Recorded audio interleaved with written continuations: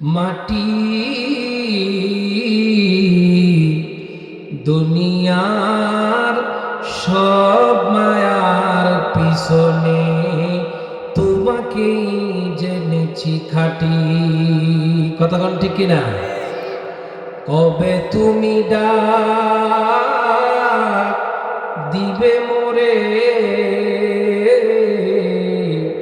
তোমারি শীতল কোলে,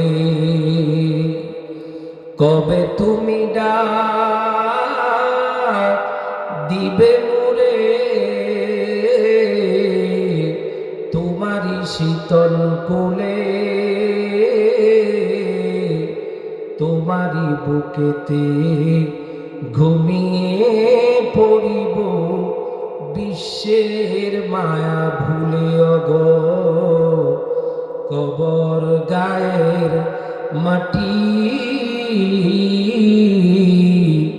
দুনিয়ার সব মায়ার পিছনে তোমাকে জেনেছি খাটি।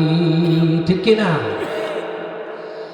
মুসলমান, আল্লাহ রাব্বুল আলামিন আমাকে আপনাকে এই দুনিয়ার হায়াতে পাঠাইছেন। বেশি দিন আমাকে আপনাকে রাখবেন না। আমার আপনার একটা মেয়াদ আছে, হায়াতের একটা মেয়াদ দিয়া আল্লাহ রাব্বুল আলামিন জমিনে পাঠাইছে। হায়াত যখন শেষ হয়ে যাবে, আমার আপনার সময় যখন শেষ হয়ে যাবে, দুনিয়ার কোনো কিছু আমাকে আপনাকে মৃত্যুর হাত থেকে রক্ষা করতে পারবে না। আজরাইল আমার চোখের সামনে এসে আমার জান কবজ করার জন্য যখন প্রস্তুতি নিবে, আমি দেখব তাকায়া, কিন্তু তার হাত থেকে মুক্তি পাওয়ার মতো কোনো রাস্তা থাকবে না। ঠিক কিনা? মুসলমান, এই জন্য রমজান মাসটা এমন একটা মাস, যে মাসে বান্দা ইবাদত বন্দি করে আল্লাহর ওলি হতে পারবে, যে মাসে তওবা করে নিজের জীবনের সমস্ত গুনাহ মাফ করার ব্যবস্থা আছে। ঠিক কিনা? হাদিস শরীফের মধ্যে আছে, আল্লাহর নবী বিশ্বনবী রাহমাতুল লিল আলামিন মিম্বরের মধ্যে জুমার দিন উঠতেছেন। একটা মিম্বরের মধ্যে একটা পা রাখার পরে রাসূল করিম সাল্লাল্লাহু আলাইহি ওয়াসাল্লাম জোরে একবার আমিন বললেন। দ্বিতীয় মিম্বরের মধ্যে পা রাখার পরে রাসূল আবার জোরে আমিন বললেন।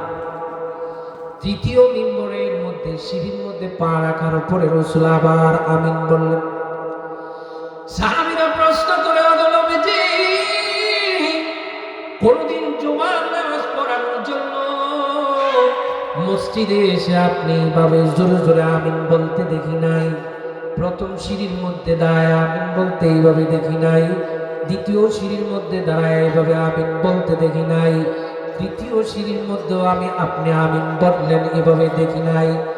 সাহাবায়ে কেরাম যখন প্রশ্ন করলেন, ওগো আল্লাহর নবী, তাহলে আজকে কি এমন কোন ঘটনা ঘটেছে যেই ঘটনার কারণে আপনি আমিন একবার নয় তিনটা সিঁড়ির মধ্যে পা রাখার সময় আপনি আমিন বললেন? এর কারণটা কি?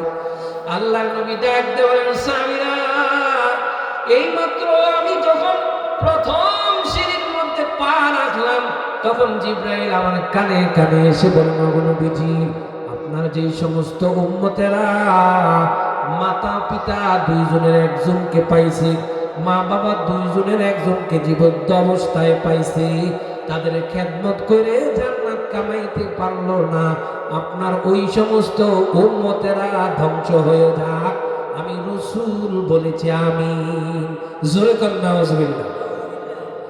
নবীজি ডাক দিয়ে বলেন, সাহাবীরা, দ্বিতীয় সিঁড়ির মধ্যে যখন পা রাখলাম, জিবরাইল আমাকে ডাক দিয়ে বলেন, নবী গো, আপনার যেই সমস্ত উম্মতেরা রমজান মাসের মতো গনিমতের সময়, গনিমতের মাস পাইয়া নিজের জীবনের গুনাহ মাফ করাইতে পারল না, আপনার ওই সমস্ত উম্মতেরা ধ্বংস হয়ে যাক।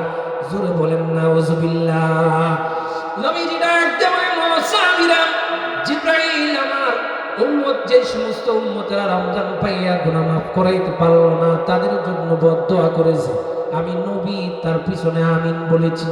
দ্বিতীয় সিঁড়ির মধ্যে ওঠার পর জিব্রাইল ডাক দিয়ে বলেন, নবী গো, আপনি নবীর নাম শুনেছে, আপনার কোন উম্মত শুননা যদি দুরূদ না পড়ে আপনার ওই সমস্ত উম্মতেরাও ধ্বংস হোক। জোরে কন্যা নাউজুবিল্লাহ।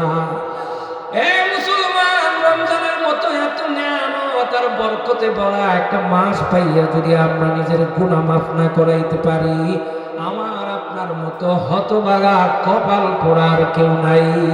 জোরে বল ঠিক কিনা? এই জন্য রমজান আসতেছে।